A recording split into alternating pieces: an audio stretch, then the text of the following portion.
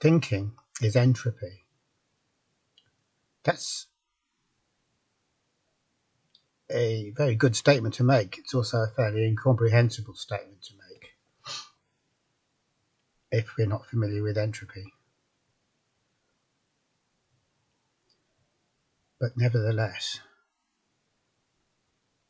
this is a very essential way of understanding thinking. It really cuts to the heart of the matter. Even though, to the best of my knowledge, no one ever seems to go around saying that thinking is entropy. So people don't say this thing, but it is a very succinct and insightful way of looking at thinking, I'd say. So what entropy means, it describes a process where information is lost from a system. And it's not just a case that entropy means that information is lost from a system, but it's kind of misplaced so we can find it. If we look around to remember where we put it and say, oh, there's the information that I lost. As it is said in thermodynamics, the information is lost irreversibly. And we can understand why this should be or how this should be by just thinking about it a little bit. That the idea is that things are simplified, and in the process of simplification, anything doesn't fit with the model that we're using gets thrown away as being erroneous or meaningless. And it really is thrown away, it's just jettisoned. So for example, if I have a lot of data, voting data maybe, and it contains the gender of the person who's voting and where they live, and of course what they vote, so that I could process that information and say, well, all I really want to know is did they vote for X or Y. That's all I want to know, because that's all I need for the purposes of voting, really.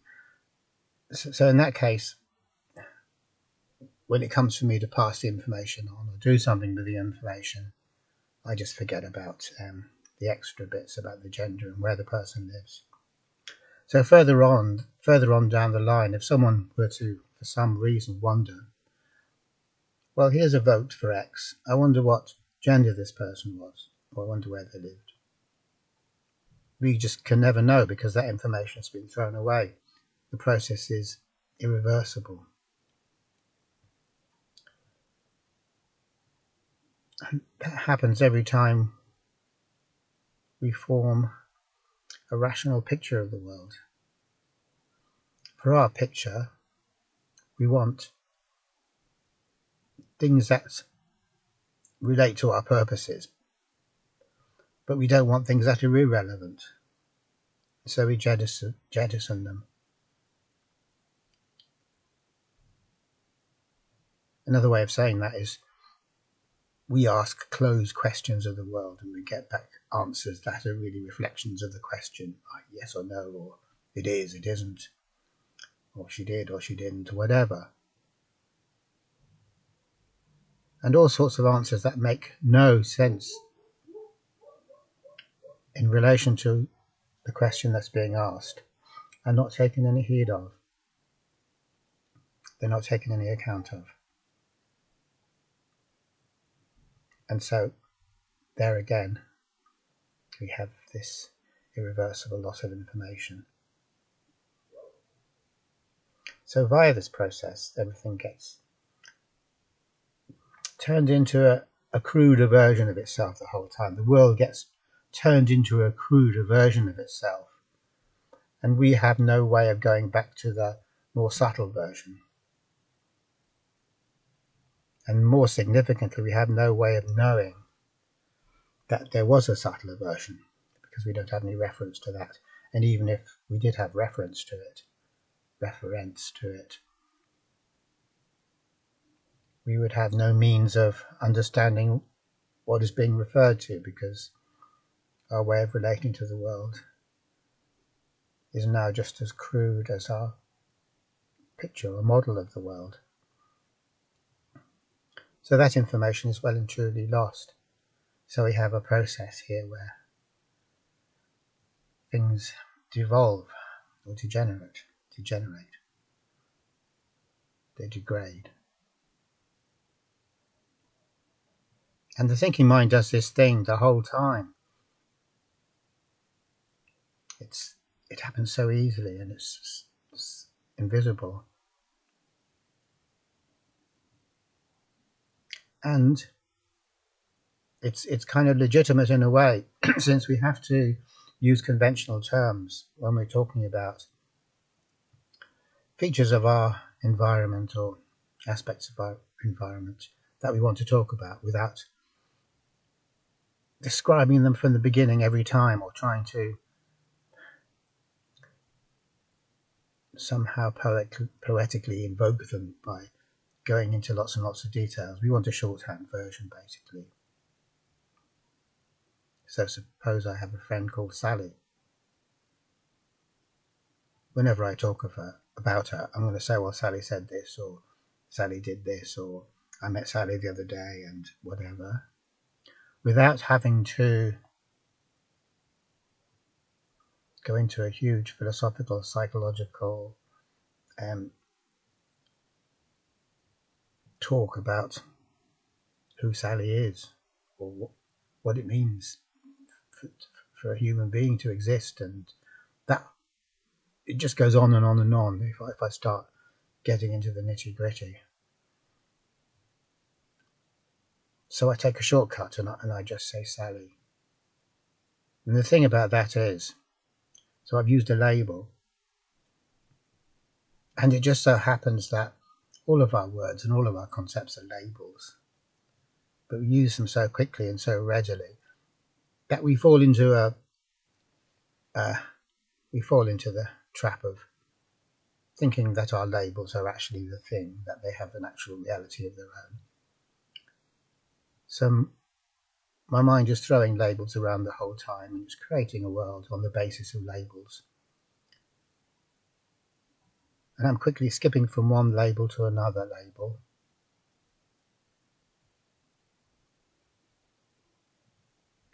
Thinking that I'm talking about the real world as I do so, or thinking that I'm somehow relating to the real world.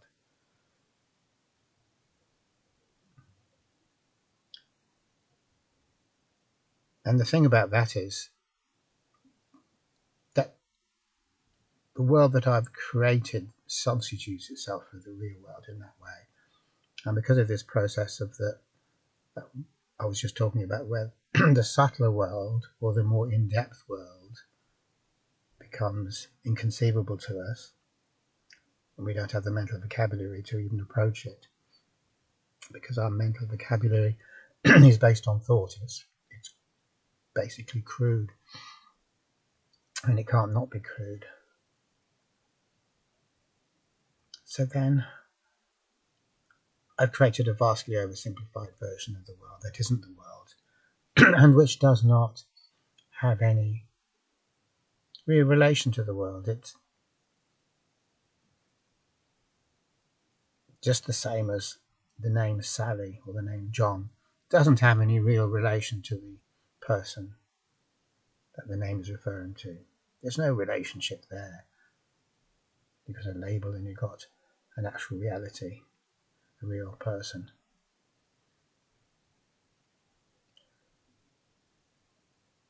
So what this means is that there's a sinister element to thought. There wouldn't be a sinister element to thought if we were aware of the inherent tendency of thought to produce oversimplified worlds. So we'd be careful about not getting trapped in them.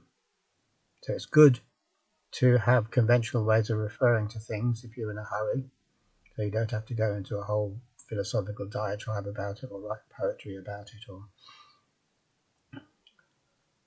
whatever, do pictures about it, or do a mime act, whatever it is.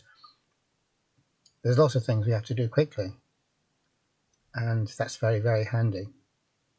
So on the one hand, it's really useful to have these kind of shortcuts, these labels, but the usefulness of it is more than offset by the danger of falling into a thought-created world, which is what will happen unless we're aware of the danger.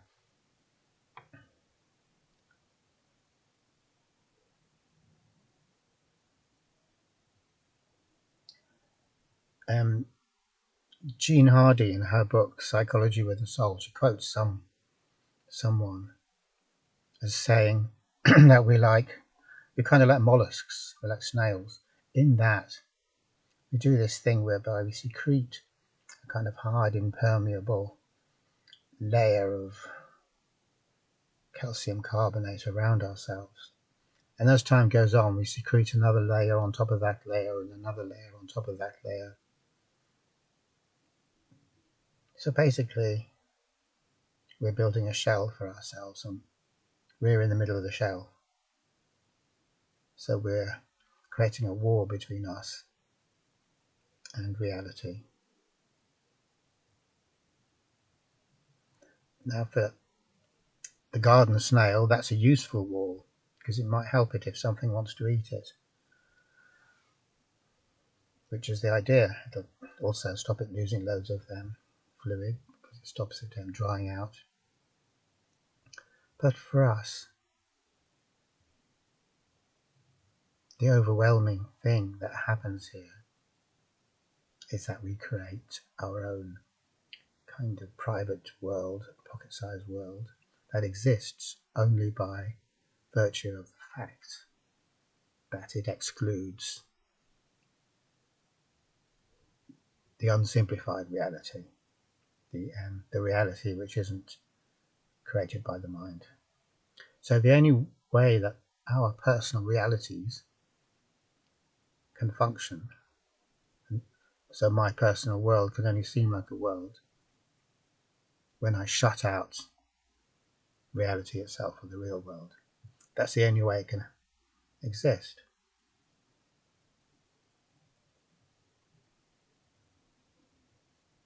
And in terms of the game that I'm playing, the game that we're all playing, that's a good thing, because it enables us to play the game of being separate selves, which are fundamentally disconnected from each other and everything else. But on another level, we're existing in this profoundly alienated way. We're cut off from the source of our being, as they say in religious or spiritual terms. We could say that we're cut off from God, if we want to talk in terms of God, which isn't always a good idea, because when people say that word, they usually use it in such a way as to validate the existence of the illusory mind-created self. And so almost all religions, as far as I know, have this kind of metaphysics, which is all based upon the reality of the illusory mind-created self, and how that illusory mind-created self can either go on to live eternally in heaven if it does the right sort of things, or how it can suffer eternally in hell if it doesn't do the right things.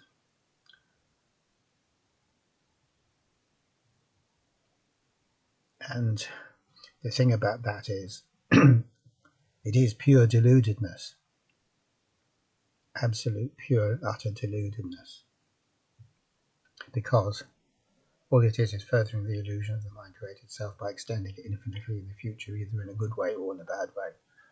And neither of those two things are particularly pleasant prospects.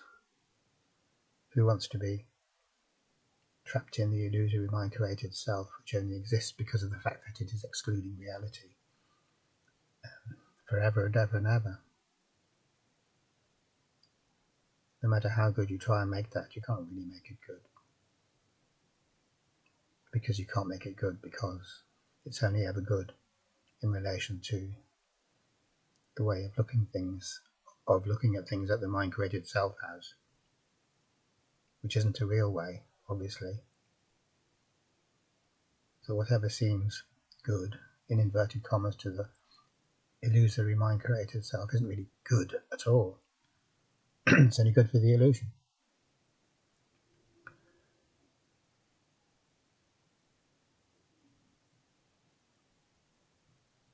So this is an aspect of thought that we don't hear much about. The fact that it partitions us in our little individual prisons, which we are profoundly unaware of. It's a fact. We're profoundly unaware of it. We know this has got to be true because people don't go around talking about it. They don't talk about it because they're not aware of it. They're oblivious to it. Or we're oblivious to it.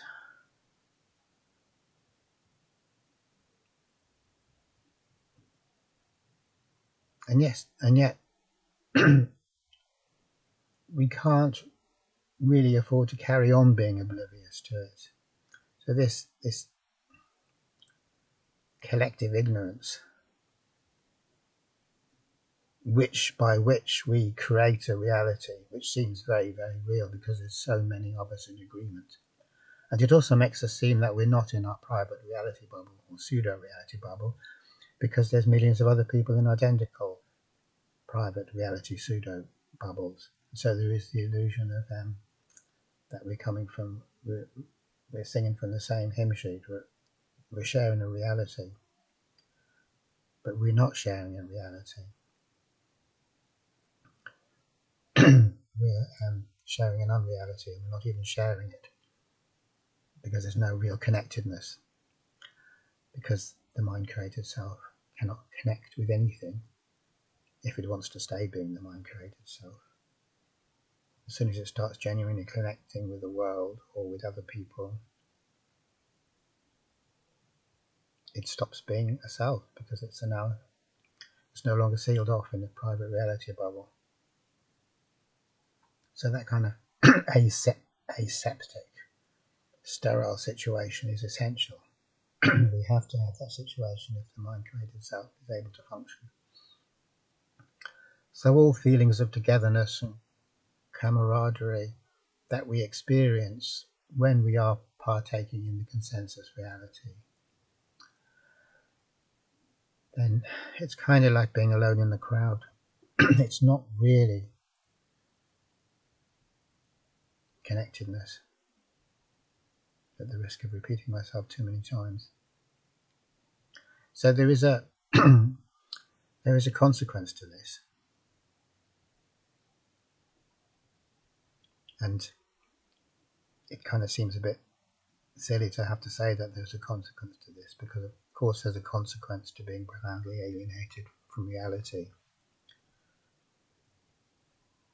It'd be kind of weird if there wasn't a consequence to be dealt with as a consequence of being profoundly alienated from reality.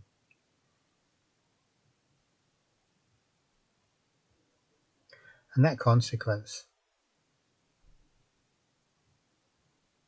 is, as the Buddha said, it's suffering. So this way of existence that we have, not only does it cause us to experience suffering, it is in its very nature suffering. That is the pure essence of suffering, is to be disconnected from reality.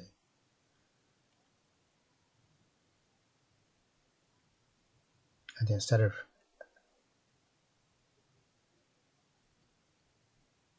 genuine feelings of either peace of mind or tranquility or meaningfulness or joy, we have to we have to have kind of cheap and trashy versions of it that the mind or society produces for us. Now, although it is the case that this state of being or pseudo being whereby we believe that we are the mind created self is suffering, it doesn't appear to be suffering for a lot of the time. So that's the confusing thing. Wei Wu Wei says that pleasure is suffering just as much as pain is suffering. So the weird thing is that when we're experiencing pleasure or gratification or vindication or all of the positive things that the ego experiences when it gets its own way,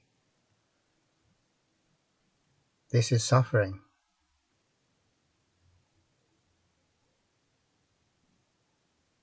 You could say that it's not suffering for the ego because the ego loves it. But then the ego isn't who we are. So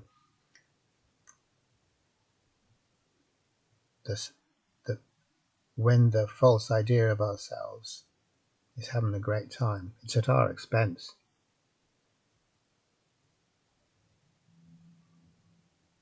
So the self is having a great time, it's having a ball, it's having a party. But that's like a parasite having a great time at the expense of the host. The more fun and games the illusory, mind-created sense of self is having, the less I'm inclined to question the whole business. So I get sucked into it more.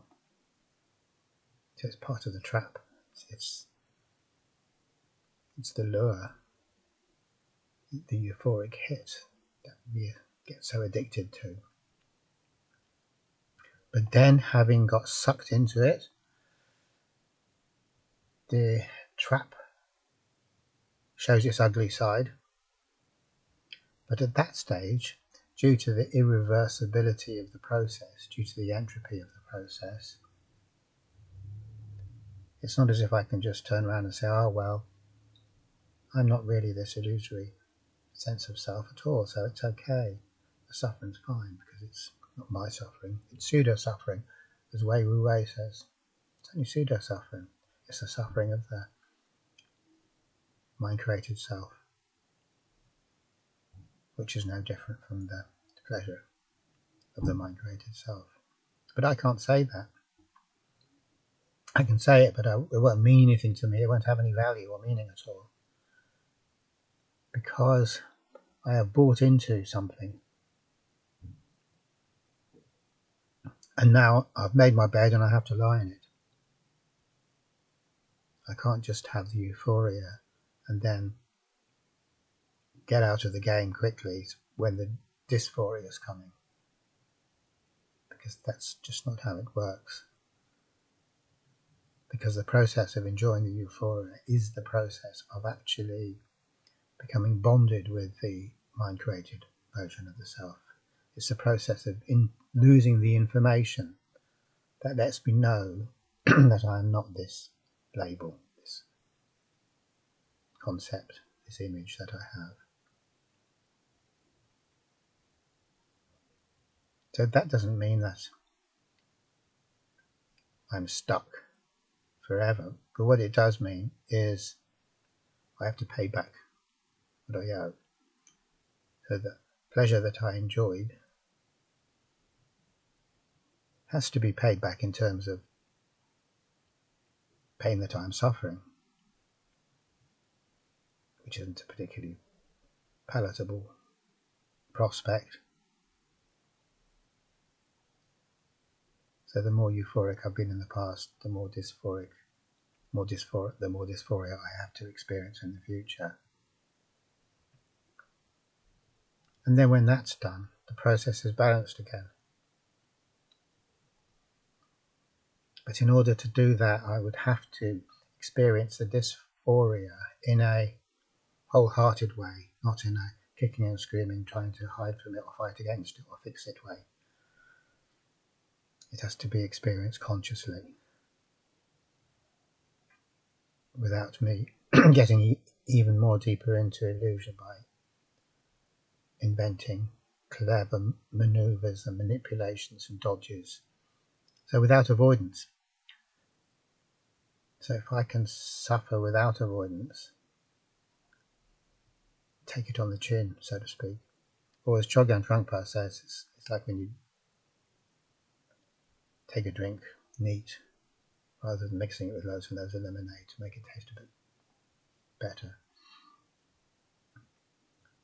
So if I can do that, then I will be disidentified from the false idea of myself.